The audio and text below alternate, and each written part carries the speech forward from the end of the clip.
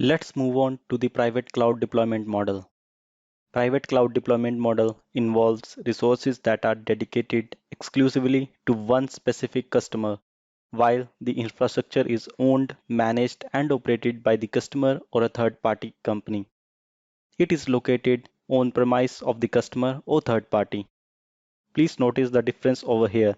The infrastructure is located on premise of the customer or third party. So it is different from managed cloud. In the case of managed cloud, infrastructure is located on the cloud provider side.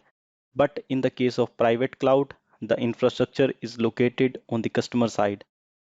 There are configurations done to make it look like a cloud system. The update cycle is controlled by the customer and the modifications are also possible.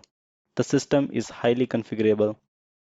Private cloud deployment model is largely comparable to when a company buys and manages its own infrastructure, but it can help mitigate challenges and concerns related to data security. These concerns are taken care of as private cloud environment is built and maintained exclusively for one specific customer. Internet security concerns can be addressed by secure access VPN or by having the physical location of the computing infrastructure within the client firewall. This model is suitable in cases where data or application have to conform to regulatory local standards. The company has full control over the data. The reason to go for private cloud model is when a company wants to take advantages of cloud features, but they want data security like on-premise.